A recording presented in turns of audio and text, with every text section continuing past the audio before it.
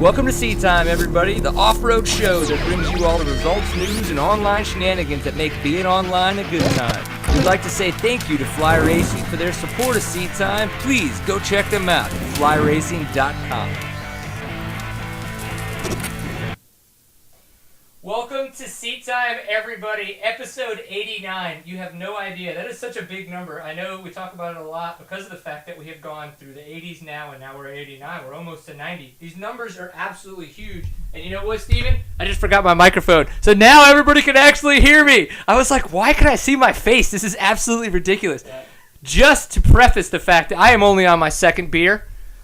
So this is not any shape or form of a pint full of awesome's fault. This is definitely for the fact lack of brain. We'll just go there with it. So we were saying episode 89. This is Seat Time for those of you who just chimed in. Obviously, it's a great time here. We'd like to forget stuff. We just don't really, it's like whatever. How do we make it to 89? I don't know, because we barely count. We just forgot 72 through 1. And then where can you find Seat Time? So Seat Time, we've got our website where you can find us at seattime.co. Of course, we're on Facebook and Twitter, all those kinds of fun places. But this is a podcast and a video show, so you can watch and listen to this guy. So obviously, everything is archived on our website. You can find us on YouTube if you just search for Seat Time. You can find us on Stitcher and on iTunes. So obviously, if you're driving to races and you don't have bandwidth to really pull down the video, or you don't want to watch the video, which is fine too. We've got great stuff just to listen to. You can do that through Stitcher and iTunes. Seat Time, brought to you by Fly Racing, of course, those fantastic gentlemen over there in Boise, Idaho, and ladies, making all kinds of fun hard parts for everybody and awesome gear. And then as well, thanks to Ride PG, Power Sport Graphics, over there on the East Coast, and then Squarespace. So we've got discount codes for all that fun stuff. Go to ridepg.com, enter the discount code SEATTIME. And, of course, squarespace.com, enter the discount code SEATTIME6. So all kinds of fun ways to save your money. We thank you very much for their support to all of our fun sponsors. So, episode 89, we are now bringing Jason Thomas.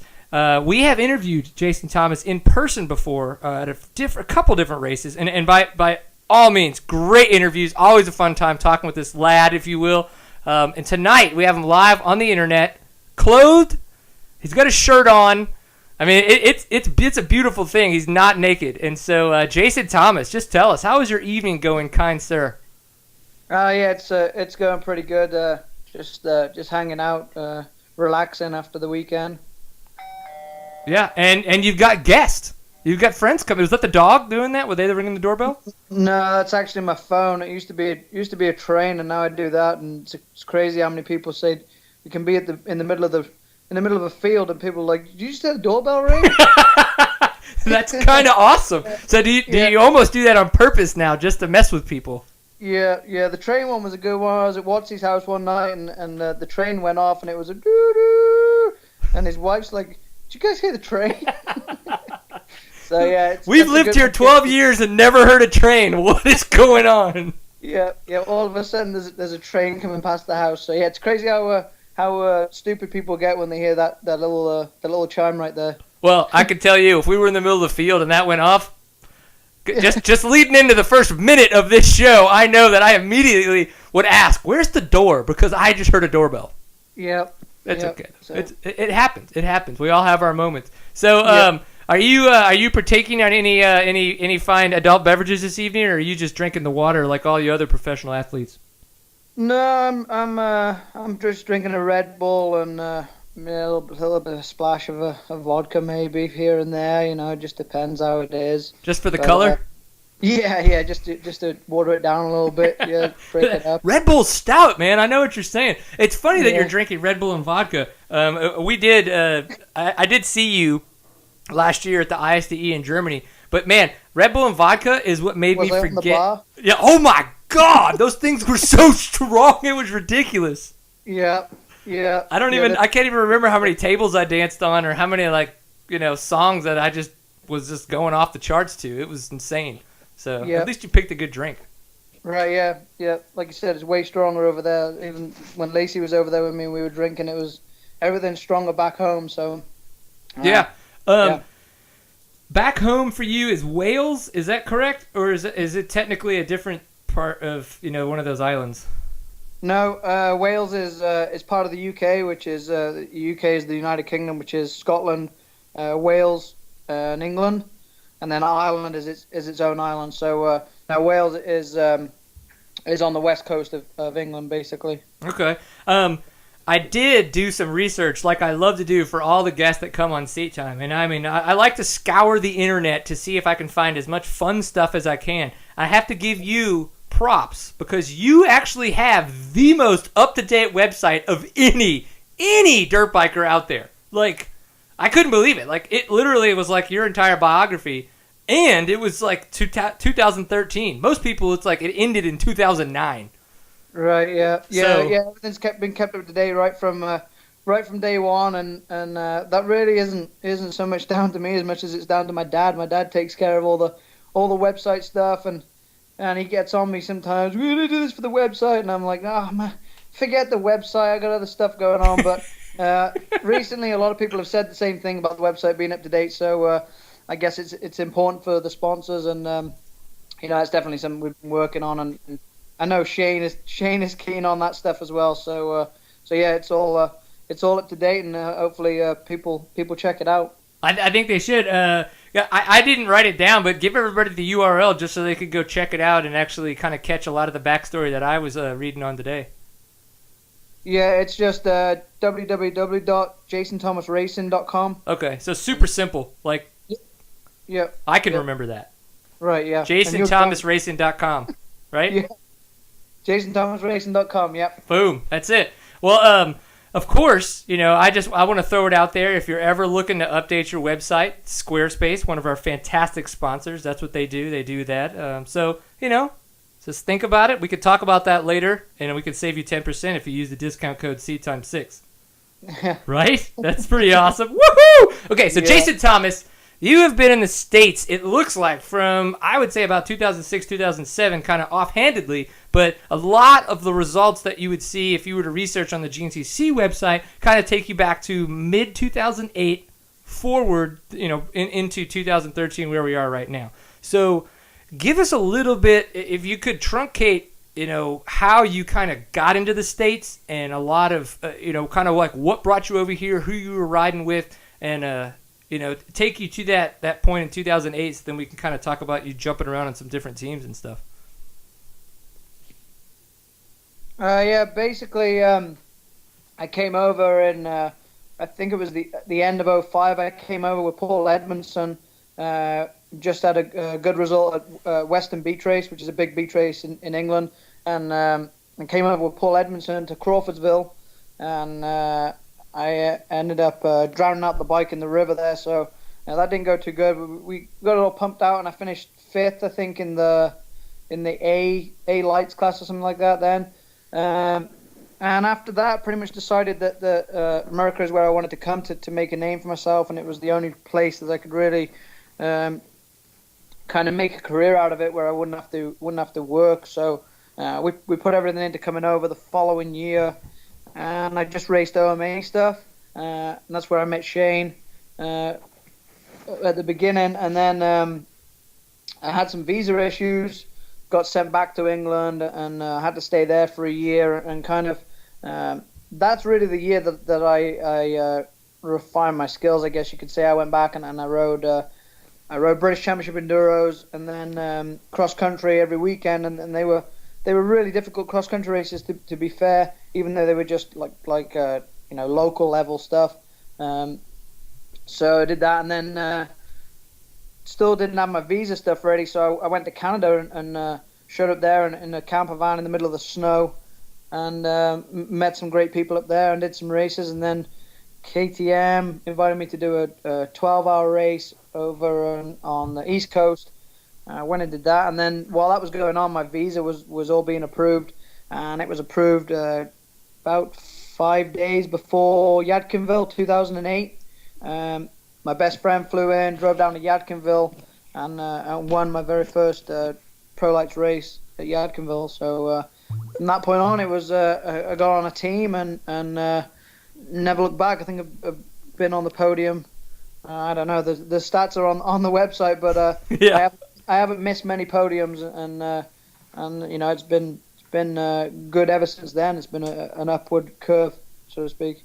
Yeah, so even though you only did about half the races in 2008, you still finished 11th with your first place, as you're saying, right when you came in there in 2008, and then 2009 third place, 2010 runner-up in the XC2 class. I believe 2011 is when you had a couple injuries that you were dealing with, so you wound up looked like fourth in the XC2 class. So for it looked like you were really always pushing up there, in the top four. I mean, that's just the way the numbers worked out. And then, of course, last year, you get the championship. So all that hard work obviously culminates into that kind of championship. So before we talk about the championship too much, you have kind of been, not looking again at your website, you have ridden every manufacturer known to man. Some that still exist, some that don't exist. The one that caught me the most was the TM. So a lot of people in the States don't really know too much about the TM motorcycles. So tell me just a little bit about your experience on those motorcycles and what you thought about them.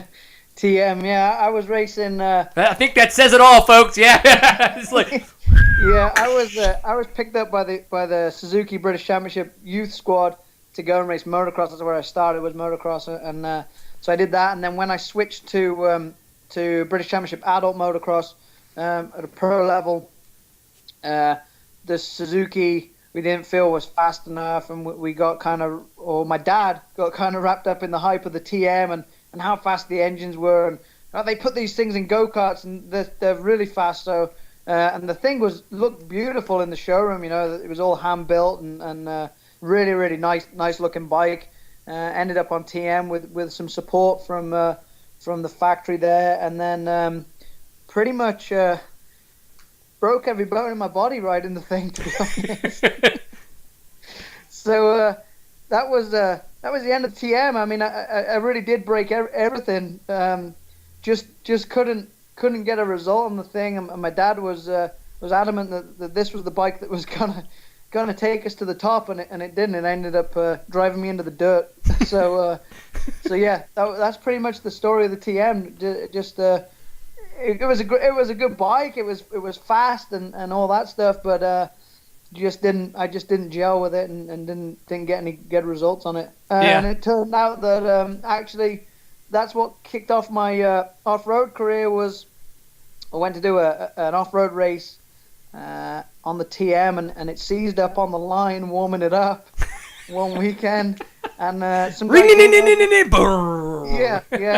some guy came over and gave me a Husaberg, which at that point they were just a big 4-stroke. They're only the 500 or whatever it was. It was just a big tank of a bike, and they gave me that, and I went out and beat the guy A.D. Smith, who was a British Enduro Championship, and at the time was running the KTM off-road schools in England, and he gave me a job working the off-road schools there, and then a couple of weeks later, Honda gave me a ride on the factory team over there, and that's how I ended up alongside Paul Edmondson, and that's how I came to America. It was all tied in there. So I guess you could say that the TM did further my career, but in ways that you wouldn't necessarily expect. So yeah, it's all.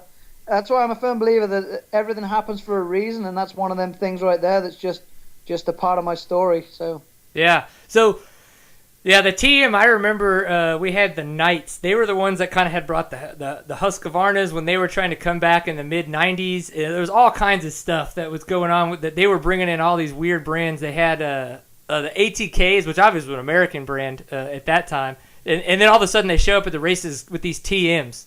And we're all like, what the heck is that? I mean, like you said, freaking gorgeous motorcycles. But it was like, what are you guys trying, And the whole joke was like everybody was trying to come up with what did the TM stand for. And I remember the big one that stands out in my mind is the 10 mechanics, like, or up till midnight. Like, it's like, it's so. Time and money was the other one. See, yeah, apparently in Europe there's even more. And I would imagine there's many more that we could even come up with. So it looks like our friend George Dinser over in Florida just joined the chat room. Just wanted to say shout out. What up, George? Thanks for doing it. I really appreciate you being here. Okay, I want to talk a little bit too. I think that there's been it's interesting how the different teams you've been on, not just the different teams, but the different bikes. So you were on the FAR with Fred Andrews, and then on Yamaha, and then you then with being on Fred Andrews, you guys were on the Husqvarnas, and then I think you left that team in April of 2010, 2011, and went to a privateer KTM, and then now for 2013 you're on, and then the KR4, and then now you're on the Dirtwise Shane Watts conglomerate team, kind of all put together back on the KTM. So take us through a little bit of that and how everything has just kind of evolved for you from teams and bikes and throughout your kind of career in the States there. Yeah, like you said, I've ridden pretty much everything. I haven't ridden Kawasaki actually through all them years. I've ridden gases and all the other stuff, but never a Kawasaki. So well, then quickly, TM or gas if you had to choose. Mountain bike or a BMX? So you just quit officially. yeah, exactly. All right. So, like you said, I signed with Fred Andrews on a Yamaha and rode a 4-stroke Yamaha, 2-stroke Yamaha, WR, pretty much everything that Yamaha made there, and then the switch to Husqvarna, and a bit of story behind that. Just didn't gel with it. Had some results on it, but really behind the scenes and at local races and stuff like that, just really didn't have the best of luck with the thing, and a combination of things led to me leaving that team, and then going it alone, basically with support from KR4, and then the KR4 thing, they left me high and dry at Christmas there, and really found myself going around begging for rides and support, and luckily Shane came along, and like I said, we'd been friends for since I first came over, and he knew who I was, and I think that he probably could relate to my situation, being away from home, and he could see that I'd put the effort in and all that stuff. I don't really know why he helped me, but that's what I can think it was. So ended up working with Shane, and to be honest, I've never been more comfortable on a team or happier within myself than I am this year, and that's an awesome feeling for sure. Yeah. Well, I've seen some pictures of you out at some of the Shane Watts schools and stuff like that. You've been tagged in a couple pictures at Facebook. I would imagine. I don't know if that is that part of your overall deal, or is that something that you guys are doing on the side? I mean, obviously you've got the Shane Watts look, which is sponsors plastered on every available spot on motorcycle and gear. Which, hey, that's the gig. I understand that. It's just it's a little bit to take in. You just got to get used to it. So how's that been for you, doing all the schools and helping out, all the little bums like me that want to be off-road riders and racers? It's been awesome. It's like I said, I've been involved with doing training schools for years since I first started my career in off-road, and that's part of my deal. It's basically how I make my guaranteed money, so to speak, is training school every week in between GNCCs, and doing them things has really helped me as a rider. A lot of people have said, you look better this year on the bike than you've looked since you first came to America, and I definitely feel like I'm better, and that's what was so frustrating about not getting a win until this weekend. The schools have been awesome for me, and giving back to people is awesome as well. So that's something that I see going on for the rest of this year and many years to come, I hope.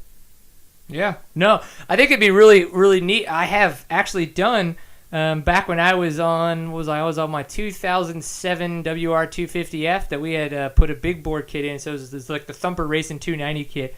But when I was riding that bike, so it was like 2009, 2010, and I went to a Shane Watts riding school here in Texas, in Denton, Texas, at Brian Story, the guy who owns SMS Racing, his property.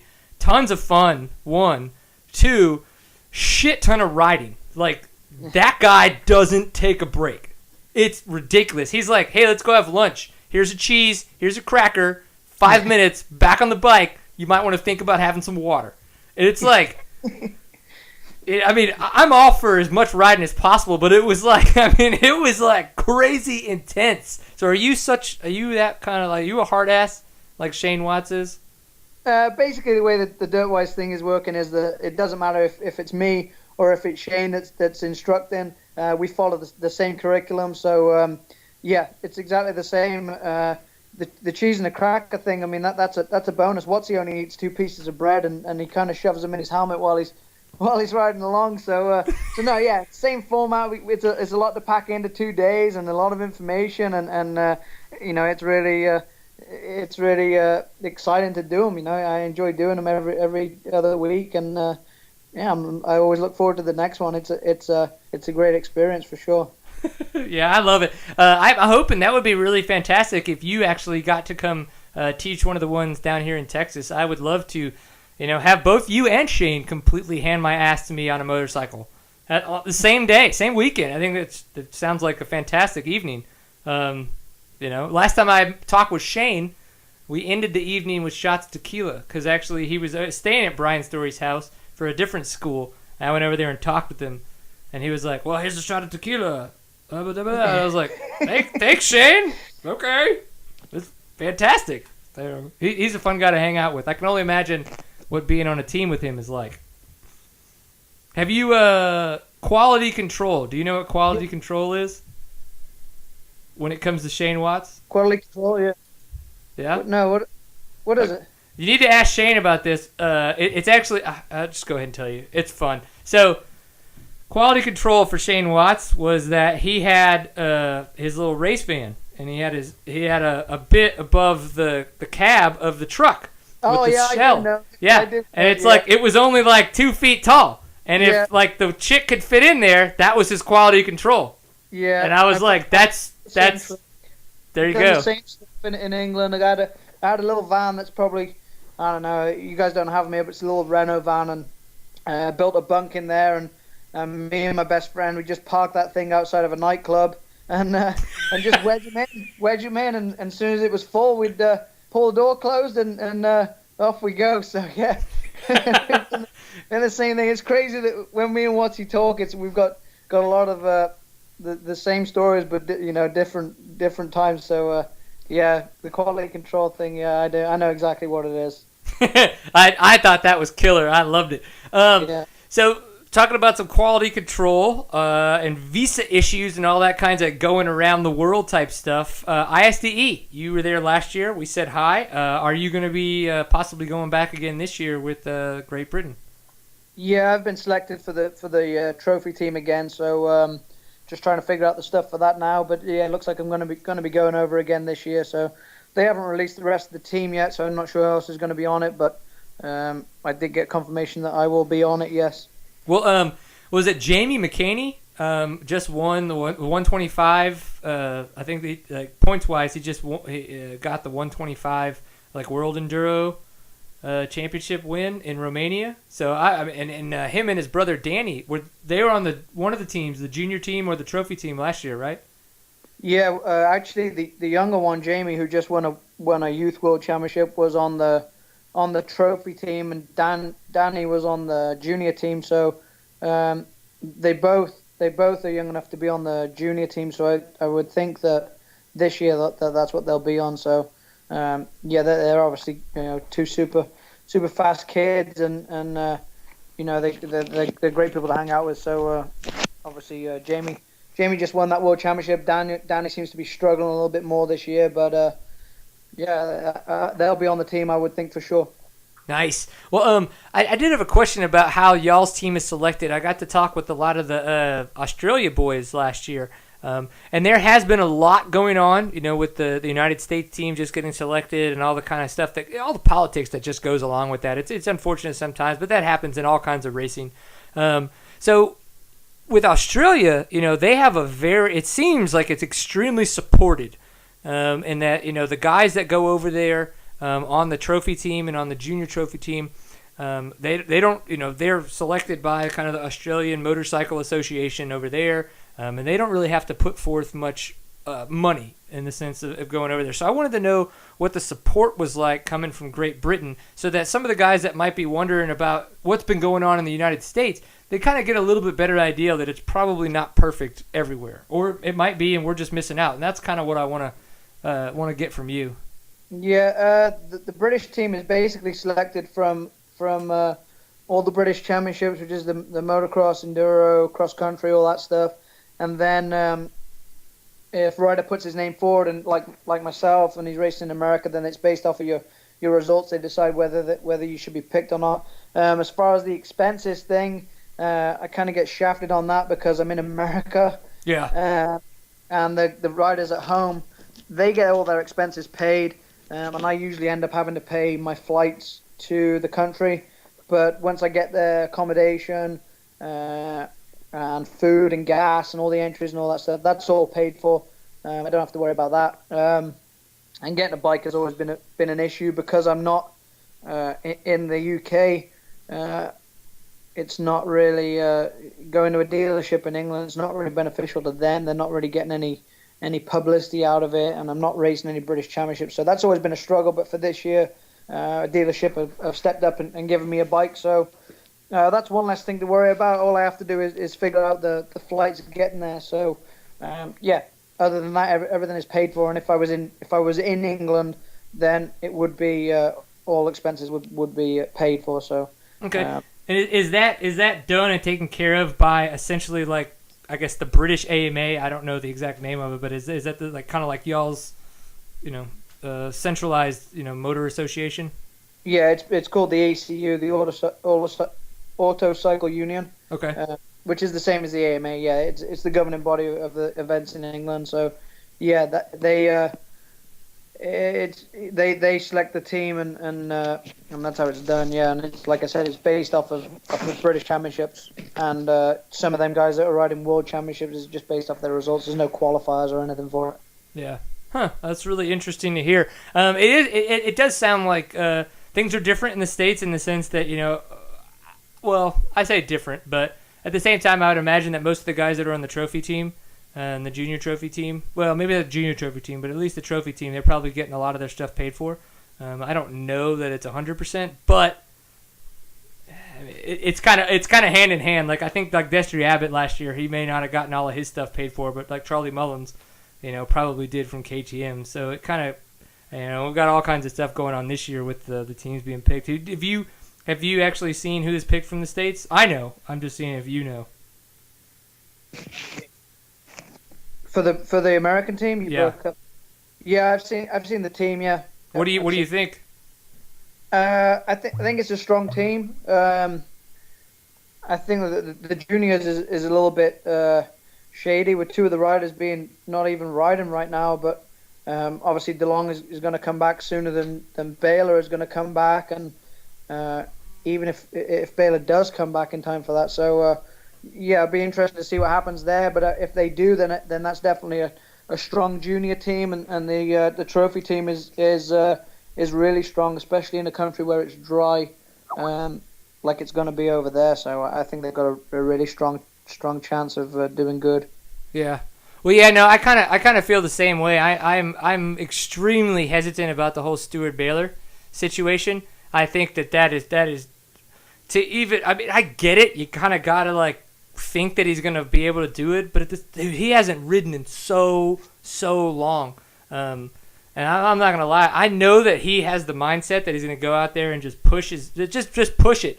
But the problem is he's gonna push it so much. I think he's gonna overdo it. To either get up to speed or at the 6 days and overdo it. You know what I mean? Yeah, and the 6 days has always been something that first timers especially have always seemed to struggle at the 6 days going over there, whether they were injured or not.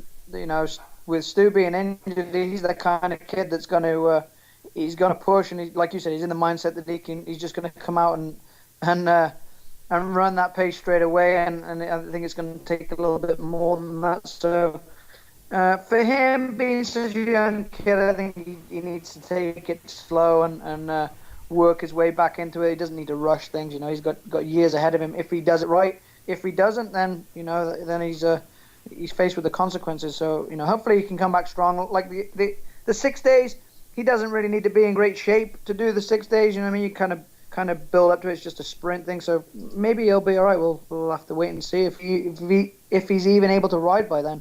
Yeah, very, very true. And I like your point about Andrew DeLong. It's he's been out for a while too, so it'll be really interesting, especially because the guys that they have kind of on the Wellard team, which is like the semi-pro team pretty much for the club team with all the it's like none of those guys are able to be on the junior team, so they would be fill-in riders if somebody got hurt on the trophy team, but they would not be able to fill in on the junior team if anybody got hurt or could not make it because they weren't healthy enough. So solid points. All right, well, dude, I've really enjoyed talking with you. As we say, we kind of like try to break it in half. We're right at that point right now.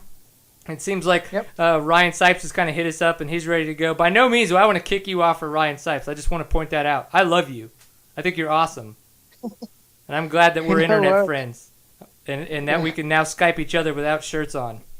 Right, yeah. Yeah. You're like, maybe. It might happen. Maybe. Probably. After a little bit more vodka and less Red Bull. Yeah. Or maybe more Red Bull, I don't know. Yeah, I don't know. My blood explode. It's always a good time. Well, I really appreciate you being on Seat Time. Please, okay, so what was it? JasonThomasRacing.com, right, is your website? Yeah, that's my website, yeah. All right, and then where could is that the best way to get in touch with you, or are there more social... Nice! All right, so Jason Thomas was just in the middle of telling us exactly where you can find him on social media type stuff. Yeah, I got find me on Facebook, and my Twitter is UK__7. You can hit me up on there, and then the website stuff, and that's pretty much all I do for social media stuff. That's it, huh? Yeah. So you're not like on Vine or Pinterest or... I think Vine's stupid. Pinterest, yeah? No, I'm not on there. Dude, come on. I'm pretty sure you got some great pictures to pin.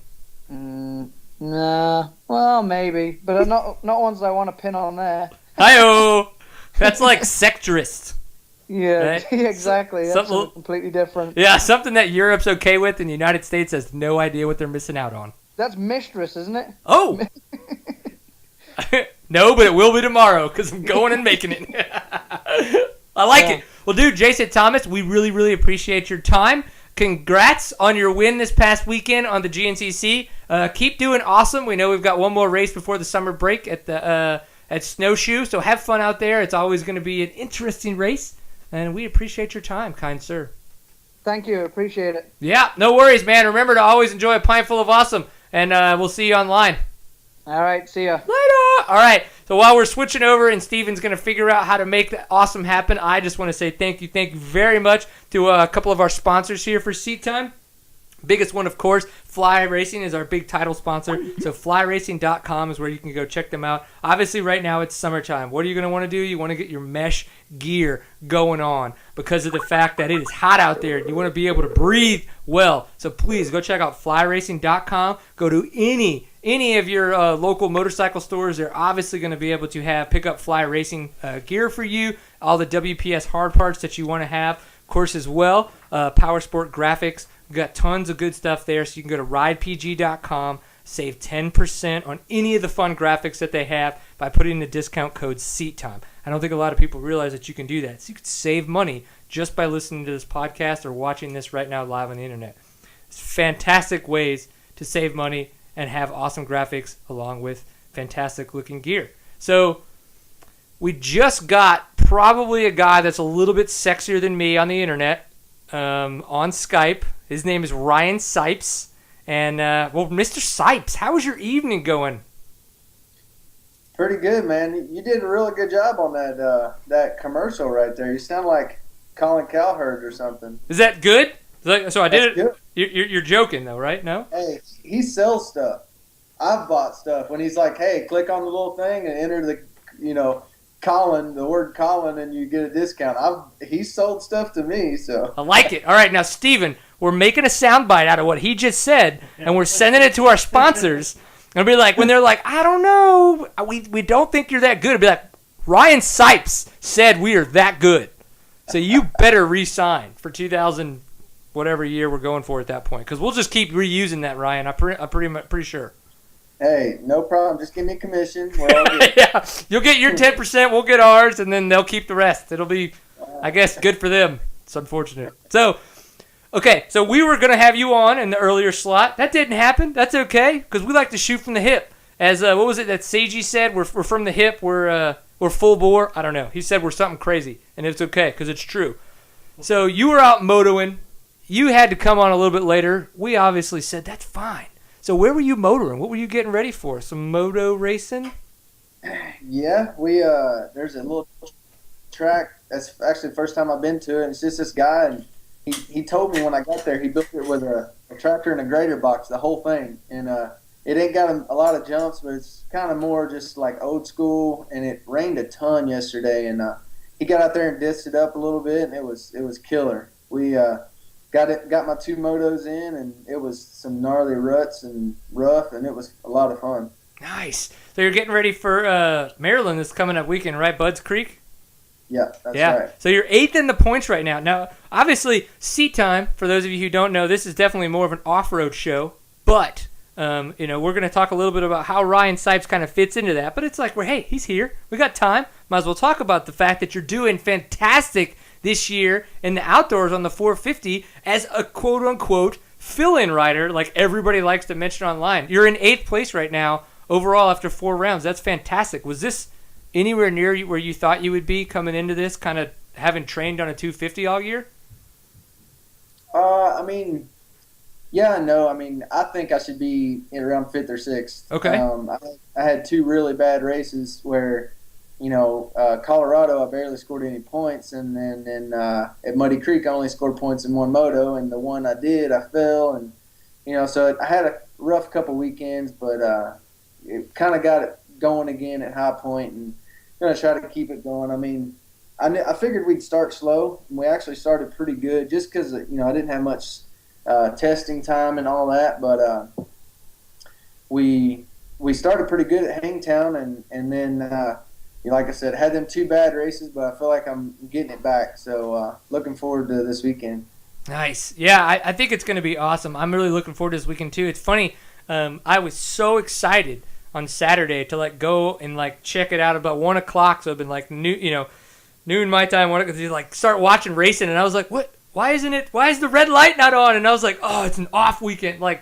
I was just so excited to have more racing, and for it not to be there, it was kind of disappointing. So I'm really looking forward to this weekend, getting some more racing going on and seeing how you guys do. Yeah, but sure. That's motocross. That's what he gets paid to do.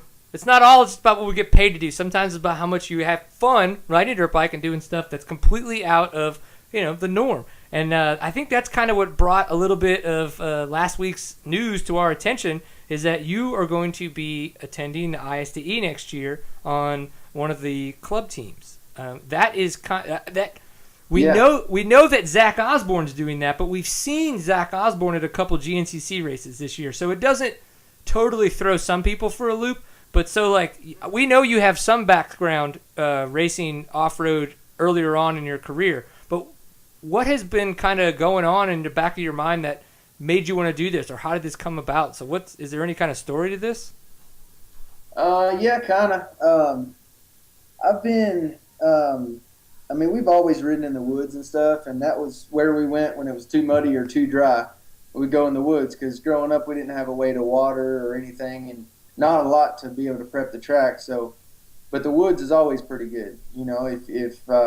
If it's too dry or too wet, like I said, the woods is good, and so we always did some trail riding, and actually on my motocross track I have a wood section that's part of the track, and it's a dozer blade wide, so you can go pretty fast, faster than just single track, but at the same time, it's just technical, and it's real rough, and it's kind of sandy back there, and so really enjoy doing that. And Steve Hatch, I trained with Steve Hatch for about 4 years, and so I did a lot of off-road riding with him out in Arizona. And I met Taylor Robert doing that, and so he took me on a ton of rides out in the desert and stuff, and we did a bunch of stuff. He came back here actually in 2011, and so really enjoy doing that stuff. I like riding trials. I like doing the kind of technical stuff on a dirt bike. And Taylor, when we go out, he's taught me a lot of stuff, and I can go pretty good in the off-road stuff. And he was telling the ISDE team manager that I could go pretty good, and so that guy is pretty much giving me a shot. And I was actually had a chance to ride for the trophy team because Thad Duvall had to back out for some reason. Then all of a sudden he was back in.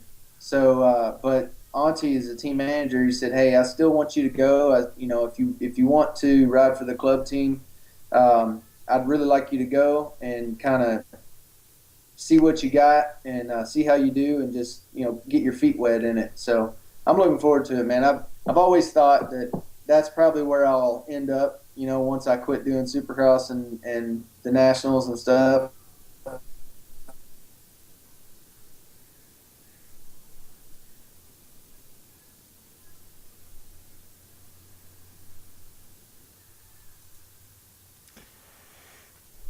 Yeah, so I think that's a really interesting point because of the fact that we talked to Zach Osborne about kind of the same thing. We interviewed him, I'd say, about a month ago, and he was kind of like, he's like, I love doing this. This is so much fun. He's like, I have so many trails that I get to ride all the time. He's like, but my job right now is Supercross and Motocross. It's like, it's where my passion's at right now. He's like, but this is something that I just love to do for fun, and it reminds me of being a kind of a kid. And and I say this as in obviously a little bit more of the professional kind of off-road racing scene. And he said, hands down, that's definitely where he sees kind of his career going when things start to wind down for him. Maybe in a Kevin Windham style fashion, if you will, from Supercross or Motocross. So it's really cool to kind of hear how that all came about, especially with the Taylor Robert part. We actually had a show last week with Taylor Robert, and he's the one who kind of gave us a little bit of leeway into the fact that you might be on the team. And we heard a little bit from him about how kind of Thad Duvall might be in, might be out. And at the time, it was kind of uncertain for us as well. But now that we've officially found out that he is on the team, we know that you're going to be on the Wellard team. Are you going to be? Do you know which class you're going to be riding? If you're going to be in the E1, E2, or E3, and I would imagine you're going to be on the 450, or?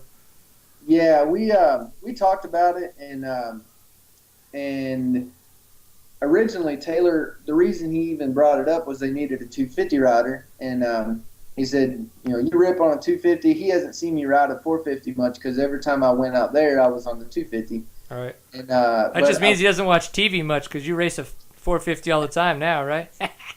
Yeah, but we talked about it, and I'm going to be on the 450 all summer. I feel good on it. The bike is awesome, and I just feel real comfortable on it. So I guess I'll be in that E2 class, the 450 class. So it's weird. I've never set a bike up for off-road. Like even the GNCC I did in 07, I didn't have bark busters. I just had, tubes in the tires. I had motocross suspension. Like, I didn't have anything, and so it's cool we've been trying to, the team's stepping up too. The Rockstar Energy Racing team is on board. Like he called me today. He's like, so what about this? And what about this 18-inch rear wheel? And do you need a fan and lights? And that? So we're trying to figure it all out. And I got to go out to Taylor's house, and he can teach me how to change moose tubes because I've never done that either. Well, I can definitely tell you, pack a lot of tape because you're going to bust a shit ton of knuckles. Because you're going to need to tape those bastards a lot. I've had to learn how to do that, and I've had to try to learn how to do it fast. And I think it's all about process. If I could give you, me being the little peon of a rider that I am, and the little experience I have, go slow. Because Taylor's probably going to be able to do it really, really fast. So I would say figure out the process that he's got, and just kind of like learn it and be able to do it without even thinking. And then from that point, try to do it faster. Because it's the second you start trying to overstep and overthink is when you just start getting lost. And it really is weird. You're like, miss one, tire iron, and you just like stand up and you're like, I don't know what I'm doing. Like, holy crap. So it can get frustrating when you're trying to go fast, so, that's... Taylor said it's all about just the technique, and he said you can't skip steps, but once you learn the technique, he said it's really easy. Yeah. And I've seen him change them, and he just throws them on, no problem. And but I got to be able to do two in like 10 minutes or something. So yep. You got 15 minutes. So you're going to enter into the tech area, and then and you have to exit within 15 minutes. And if not, every minute you accumulate, or every second you accumulate points that you are late from that point.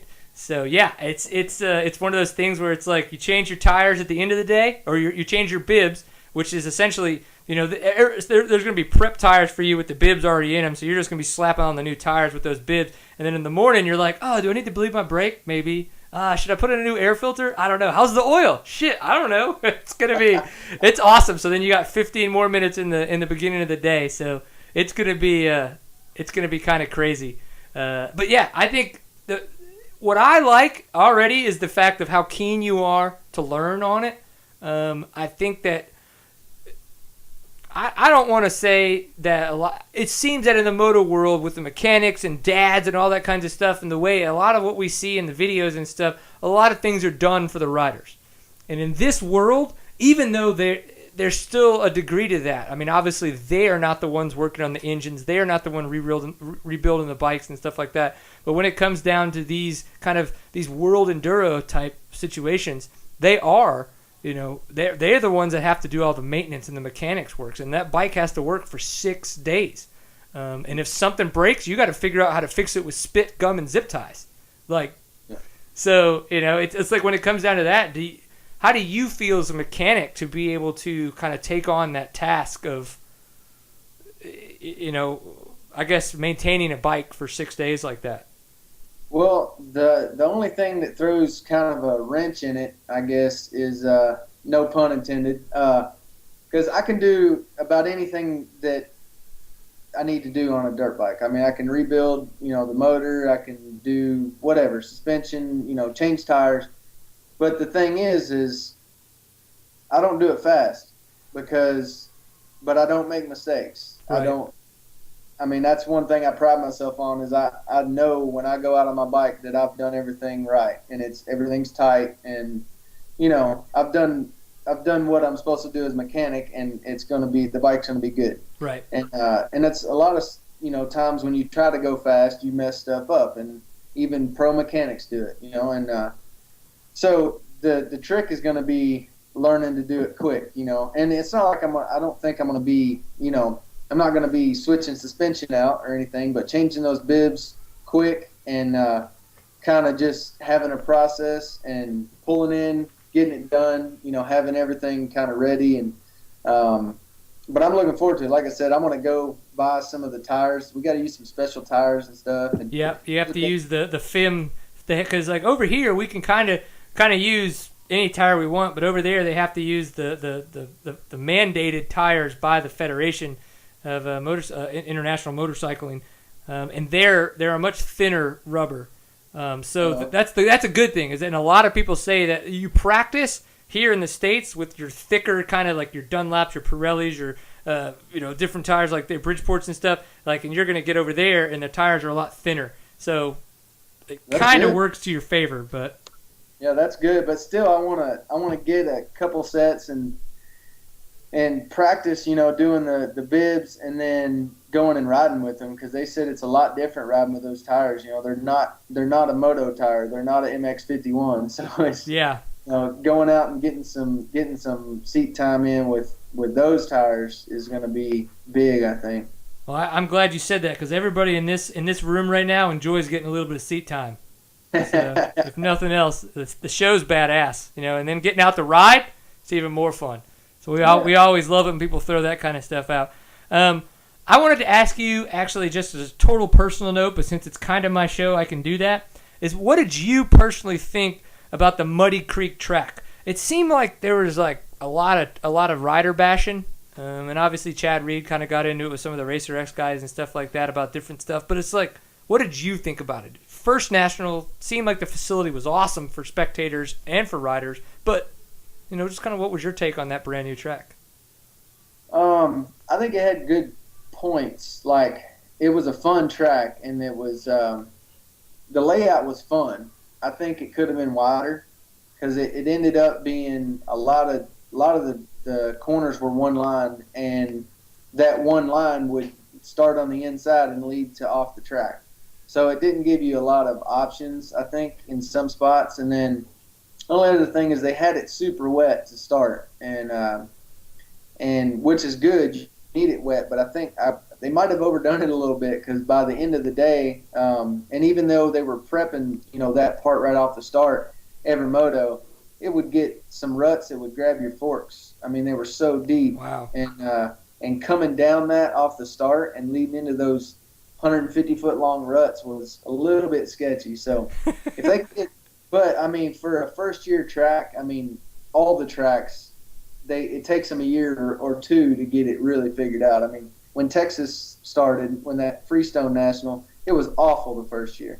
They hauled in a bunch of sand, and it was 4 feet deep on the top, and in practice, if you didn't cut the track, you didn't qualify.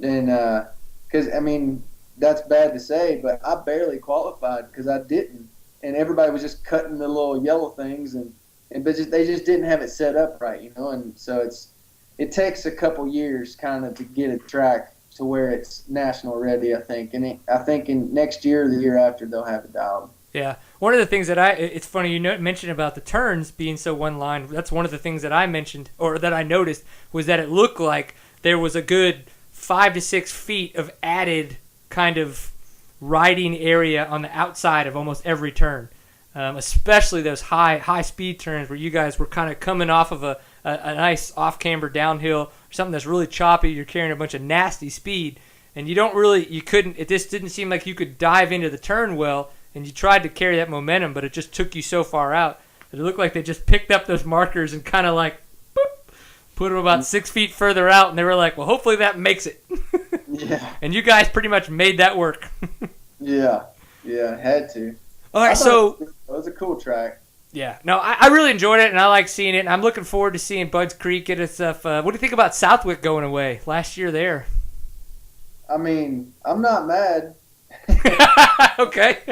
But it's just, I don't mind the track. I mean, it's fun and everything. I just don't ride that good there. I'm just not a great sand rider. And I didn't ride any sand growing up, and that's not really an excuse, but I mean, I've had good finishes there, but it's like, it's just not very much fun for me, you know, compared to like a Mount Morris or a Bud's Creek or something where it's like I kind of am comfortable on that dirt and comfortable with the way the lines come in and everything. And Southwick, I actually think Southwick was better when I first turned pro. It was deep. Now it's like hard pack, and it's weird. It's sand, but it's got a hard base under it, and I don't know what changed. But the first year I went there, it was rough when we went out for first practice because they had that warm up race, and so by the end of the national day, it was just, I mean, it was crazy rough, but it was actually deep kind of sand then. It's kind of hard packed now, so it's weird. Yeah. Huh. It's kind of interesting. What is going to be your, obviously, we're hoping that everything goes fantastic for you and you wind up staying in the top 5 and getting a top 5 finish outdoors. And you can kind of carry that momentum into your training for going to 6 days. So once everything kind of wraps up with outdoors, how do you plan on kind of switching over your training to preparing for 6 days? Are you gonna just go tell me what you think and then I'll ask questions from there. Well, I'm not real sure. I'm gonna have to I'm going to have to talk to some people that have done it before. I'll definitely talk to Taylor and some other guys and kind of see what they do because I've never rode a bike for 8 hours a day. So I'm going to have to see what they do with that. And the biggest thing is going to be, and I'm actually going to do it long before the Nationals are over, but cut in another couple sections like I have now, like some, kind of fast woods sections that I can get some practice on and I just need a place to practice. Riding a moto track's cool, but I feel like I need to get in the woods and kind of get used to that. Yeah. Well, again, Mr. lowly rider over here, sprint speed. That's what you want. You want sprint speed. I think a lot of people think you're on the bike for 8 hours a day. You're at like a trail pace for probably 7 of that 8 hours, but then when you get into those tests is where it's like, it could wind up being like 3-4 miles long, but it's only going to be like a minute and a half, 2 minutes. And sometimes it's going to be at max 8. Like they're just complete. It's crazy. Anton Mio just posted up a helmet cam from Romania, and again, if I had any advice, I'd go watch the shit out of some of those videos, because I don't think people think in the States, they go, oh, enduros. They think in the woods, they think trail riding and stuff like that. Well, in Europe, over there, for the guys that are competitive, it is absolutely 110 balls out crazy. Those guys are just, those guys carry so much momentum and so much speed. It's just nuts. I know practicing for qualifiers and stuff like that, it's all about corner speed. And I am not by no means a guy that rides a ton of motocross. So I'd imagine there's a big part of that as well. But what's crazy is I watch some of the lines these guys take and how wide they go, entering turns, so that they can, I guess, keep these much more S-shaped than you see a lot of guys in the States do, where they'll kind of try to hard corner every turn.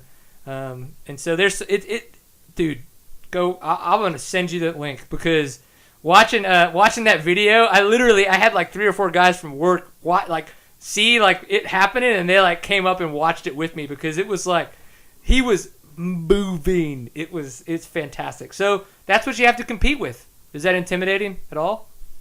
No, from what I've heard, those Euro dudes are just insane in the woods, and so like I said, I'm not expecting to go win the thing, but I just want to go get my feet wet, and I feel like I can do good.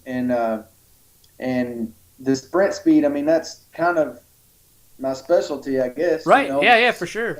With outdoors, and we have to set the fast lap times, and our first 3 laps are just balls to the wall. So I feel like that's probably one of my strengths. But and then the grass track part of it, I feel like I should be good in that. Just because I grew up riding a lot of grass track stuff and corner tracks and that kind of stuff. So yeah. Well, again, I want to see this succeed. I think mentally, at first, being just your typical semi-pro Texas rider who's tried to qualify a couple times, it was kind of like, oh, it sucks, that there's guys out there that are getting on these teams that didn't have to qualify. But what I understand is that in the long run, I want as an American dirt bike racer, I want the Team USA to win.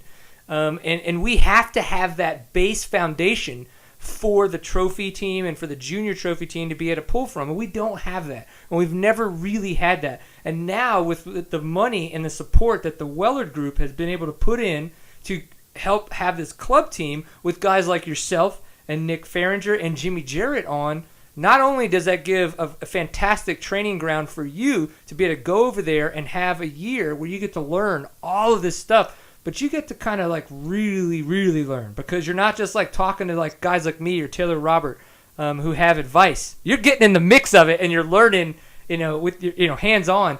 And I think that's fantastic. And that's what has to happen if we really want a winning trophy team. And so, I can only imagine that there's expectations that you're going to be on a trophy team in the future if everything goes, I guess according to your plan and according to other people's plan, things like that. Is that kind of what you foresee in the future, that something like that could work out? I hope so. I'd love to do it. And I say that now, I haven't went yet. But, yeah. But like I said, I'll be in the woods. I'll be in the off-road stuff at some point or another. And for them to give me this opportunity to go over there and kind of try it out, and then if I could go next year, I'm down. I think next year's in Argentina, so yeah, that's correct. That'd be a little less travel, but that'd be fun. I'd love to do it, and hopefully I do good enough for them to say, we want you to do it. Yeah, what I'm looking forward to too is I really want to see if there's any kind of large growth in the fact that you, even though you're in.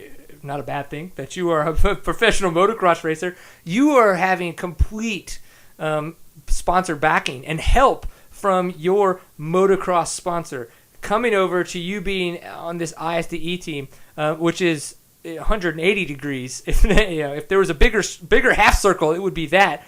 From what you do and what that team puts their money towards and makes their money from, and I think that's fantastic. And that's what we need more of. Is we need more kind of out of the norm sponsors to really come in and kind of harness this stuff and really help it grow. So I'm excited to see that. And like you said, your owner's calling you. I need an 18-inch wheel. What do you need? All this kinds of stuff. But that's fantastic that they're so enthusiastic. So yeah, they've been. And I asked them about it because they kind of. Taylor called me and said, "Would you be able to?" And I'm like, "Well, I'll find out." So I asked them, and first thing I said, "Can I get a bike and parts?" And he said, "Yeah, no problem." And then now that we're getting closer to it and we really need to start kind of planning for it, like I said, they're all over it. He's like texting me, how big's the container? All this stuff, like what do we need to take? And so it's cool. They've been behind me, and my team's awesome, man. I mean, for Moto and Supercross for sure, and then even this, like I said, they just standing behind me, whatever I'm wanting to do. So it's pretty awesome. Yeah, that's fantastic. Well, yeah, I mean, obviously riding the 250 a little bit earlier this year, and then kind of getting put on the 450 and then going filling in for Davey Millsaps. It seems like it's been fantastic for you. You're riding awesome. So congrats on everything that's gone, well. Obviously early in the year it wasn't the best, but at the same time, it's going to be fantastic, and I'm looking forward to it. So Budds Creek, you got there and kick ass. When you get on the podium, you're going to be like, seat time. Woo! Yeah. Yeah. That's it? Nothing? You're not going to do it? Well, I mean, like I said, if I get my commission, then we're good. 10% of nothing is still nothing. It's quite unfortunate. This is a realization that I unfortunately have always had to come down to. And, so it's what it is. Yeah. We get the beer paid for, so yeah. It's what makes it a good time. Well, cool, dude. All the guy, I think there are a lot of people that are unfortunately given this situation a lot of crap. Personally, I'm really looking forward to it. I really appreciate your time, and I know that you had a very stressful afternoon trying to get from training, from preparing for your job to come do this interview, and I really, really appreciate it because I know it does take a lot out of your schedule to kind of add all that kind of stress into trying to stay healthy and not get crazy in the head about being anxious and stuff. So ISDE 2013. Sardinia, Italy. It's going to be sandy. It's going to be rocky. It's going to be probably fast and technical. I don't know how many trees there's going to be, but when it comes down to sand, do you think you could bring back some Southwick hate and just make it happen? Yeah, I mean, like I said, I've done well there. I mean, I've had some 4ths and 5ths in motos. I mean, not that that's great or anything, but I've had some good motos, so I can ride it. I just don't enjoy it that much. All right. Well, you're probably going to wind up spending a lot of time in Arizona with Taylor Robert then. Yeah. Well, he actually called me today, and he's like, "When are you going to come out here?" So I got to figure out and free up some time and get out there and try to find a bike and get some time out on the trails and time practicing changing the freaking bibs. Dude, put a GoPro on, because that is going to be some epic footage of, no offense, of you learning how to swap out tires with bibs, because it's a hell of a chore. It's a hell of a chore. They say this GoPro is good for time lapse, so maybe I should just set it beside it. You guys can speed it up after I'm done 4 hours later. I'm down. If you send it to me, I will make sure that you look way faster than you do slow. Yeah, it'll be fun though. But no, thanks for having me on, man. I appreciate it, and there's no problem. I needed to get that moto in. So. Oh yeah. You got to train way before you got to come on to some interview and have fun and make fun of me drinking. So no worries on that one. Well, cool. I think a big thing too is for a lot of people out there, they don't realize that we have sponsors. We have people that we have to talk about as well. Right before we close it all out, we have to thank you very much to Squarespace. So squarespace.com. For those of you out there that are athletes like a Ryan Sipes, or maybe more like a Jason Thomas in the off-road world, or even if you just happen to be a mini rider and you're kind of working your way up in the ranks of just riding and racing and having fun, it's always great to look professional and to make sure that what you're putting out there is fantastic content. And Squarespace allows you to have that at a very, very reasonable price. And when I say reasonable price is because of the fact that, sure, it's a paid service, but what it does is it gives you hosting, it gives you the owning of your URL, and as well, you get all these templates that are completely responsive, that give you exceptional website, so that you can put all your race results, all your pictures, all your videos, and give you a chance to make sure that all the people that sponsor you look just as professional as they want to while sponsoring you. So go check them out, squarespace.com. Discount code is SeatTime6 because we're in June. It's the 6th month.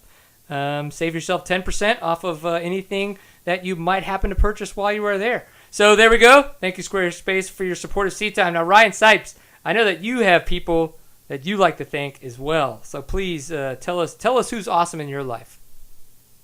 Well, I mean, Rockstar Energy Racing is huge. You know, it's who I race for, and they're behind me all the way, like I said. And the ISDE team manager, Auntie, just for giving me the opportunity. And, you know, just, I don't know, everybody else. Motorsport.com, Bellray, One Industries, FMF. It's awesome that everybody's sticking behind, or, you know, just supporting whatever I do. So, and thanks for having me on, man. I appreciate it. Yeah. Kind of gets the word out a little bit. You said that people are hating on it, and I haven't seen any of it, but whatever. I don't really pay attention to it anyways. So. No, and again, by no means, and that's not that for me, coming from me, is literally just, it was kind of an interesting fact, and I'll make this quick. I got a bunch of texts and emails and stuff, like right when everything was announced, just because of the fact that, you know, people were like, we put forth this effort and all this kinds of stuff, and I was like, but I get where you're coming from, because I am one of those guys. I do go to the qualifiers and try to qualify and stuff like that, but at the same time, I want to see the USA win. It's such an unfortunate double-edged sword. So I have, and I think it's not angst towards you, it's angst towards the situation and the politics that go behind it. But that's people have, and I understand it. It's one way or the other, but we either have a bunch of hobby riders that get to pay to go race at the ISDE, or we get to nurture and grow and have a USA trophy team that's going to win one day. And that's where guys like you come in. And so I think a lot of people are starting to realize that there's a more difference than they'd like to see. And that's unfortunate. We'll figure it out. I'm not going to hate on you, because I don't. You're awesome. You have super white teeth, and our friend Tiffany thinks you're super hot, so, you know, we'll give her that. It's all right. I mean, I could look at you all night, maybe. I don't know. So thanks for having me on, man. Heck yeah, dude. Enjoy the rest of your evening. Remember, this is Seat Time. You can find us at seattime.co. Of course, we're on Facebook. We're on Twitter. Search for Seat Time. And always enjoy a pint full of awesome. Thank you, Ryan Sipes. Really appreciate your time, man. Peace. Thanks. Later. Is it off?